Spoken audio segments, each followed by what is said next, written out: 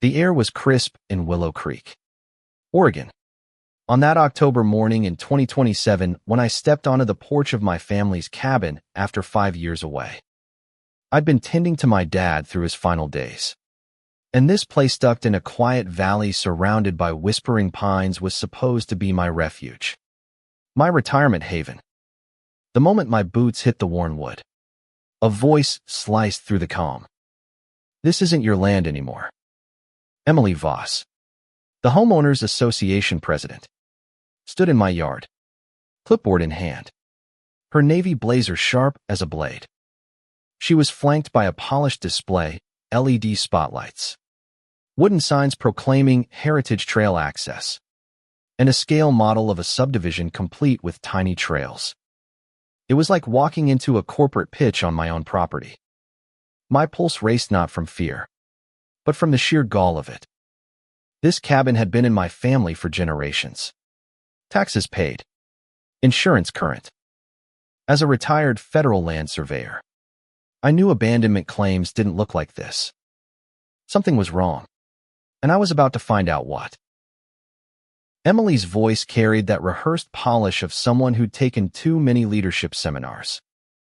"We're unveiling the Willow Creek Community Enhancement Project," she announced to a small crowd on my lawn, gesturing at my cabin like it was a blight. "This space has been inactive for years. It's an opportunity for shared benefit." Her words were slick, cloaked in buzzwords about neighborhood values and collaborative stewardship. But I'd spent decades reading land records. I could smell the fraud in her tone. Without a word, I walked to her model, picked up the plastic markers staking out my land, and carried them to her doorstep, setting them down like I was returning a neighbor's borrowed ladder. The crowd went silent. Her composure cracked. "You can't move planning materials," she snapped, her professional mask slipping. I just stared back, letting the gesture speak. Whispers spread among the neighbors. Some looked uneasy, others curious. That's when Claire Nguyen, a lawyer who'd moved to the valley 2 years ago, spoke up. "HOAs don't have eminent domain powers. Declaring private land abandoned requires a court. And even then, it reverts to the county, not neighbors." Her calm certainty cut through Emily's rhetoric like a knife. Then, under a pile of leaves, I spotted some Thingo weathered granite marker, carved with Federal Survey symbols. I'd seen these before in my career. This wasn't just a rock. It was history.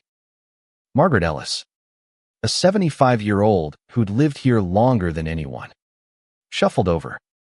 "That's from the 1850s railroad survey," she said. "Marked the original government lines for this valley." Her voice carried the weight of decades. Claire knelt beside the stone, her glasses glinting. Federal markers trump county records in boundary disputes.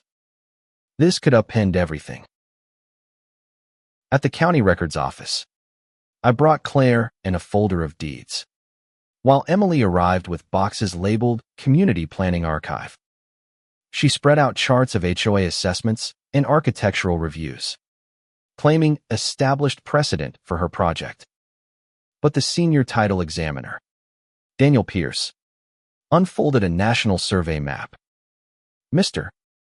Thompson," he said, "your family's name is all over this valley."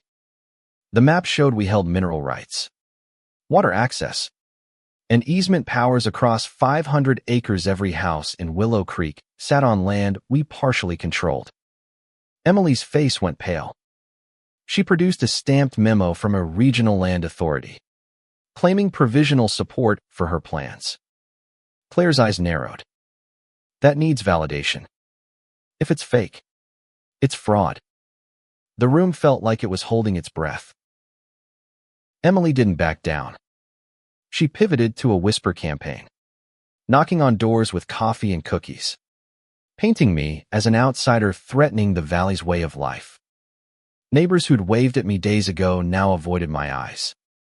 She called an emergency safety meeting at the community center, excluding me, to push her heritage trail as essential for stability.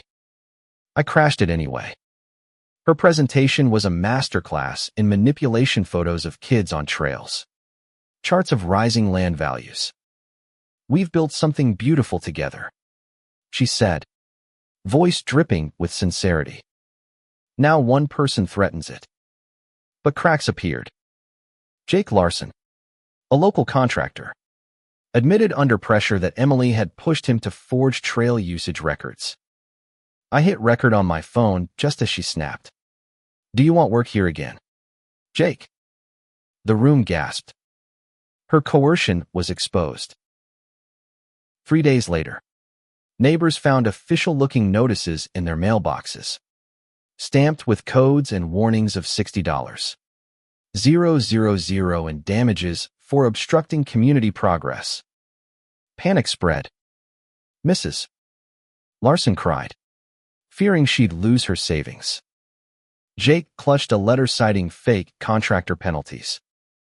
I dug into the source, Valley Progress News. Its website was glossy but fake, tied to a Nevada mailbox with no office.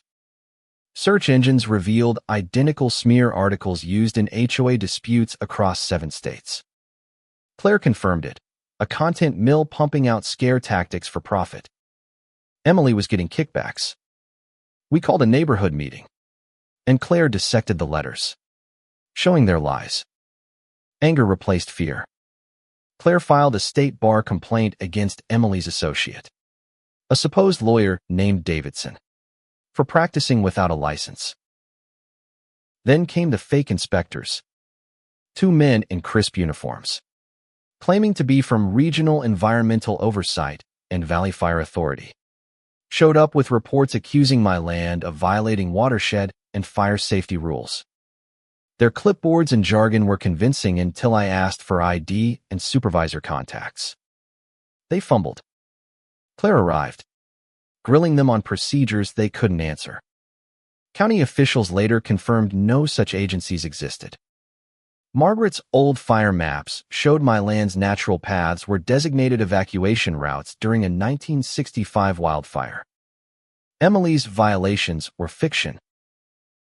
To settle it, I planned a public watershed test using biodegradable dyes to trace the valley's natural boundaries. County engineers, neighbors, and Claire watched as blue, red, and green dyes flowed along paths matching the 1850s survey. Drones captured the proof. My family's lines were etched in nature itself. Emily tried to challenge the science, but floundered, exposing her ignorance. Fire Chief Maria Torres spoke up. "These paths saved lives in '65. Blocking them endangers everyone." The crowd went quiet, realizing Emily's plans risked safety for profit. Her desperation peaked that night.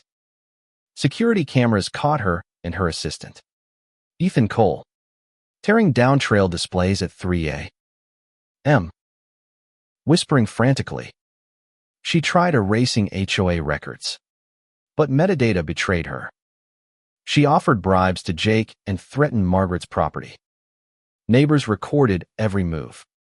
Ethan, sensing the noose tightening, turned state's evidence, revealing a scam spanning 15 states, raking in $1 million through fake agencies and kickbacks. Federal charges piled up: mail fraud, witness tampering, impersonation. Emily's real estate license was revoked. Her contracts canceled. The courtroom was merciless. Emily took a plea: 3 years probation, full restitution, and a permanent ban from HOA rolls. Ethan got off lighter for cooperating. Refunds from Emily's seized assets eased the pain for neighbors who'd lost thousands. We reformed the HOA with transparent rules and oversight. I worked with planners to open safe hiking trails, balancing my rights with community needs.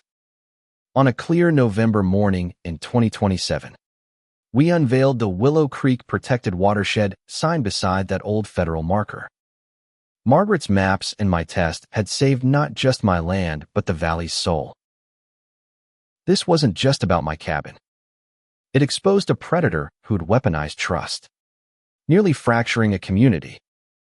The feds called it one of the biggest HOA scams they'd seen, sparking new laws. Neighbors rebuilt, wary but stronger, learning to question authority.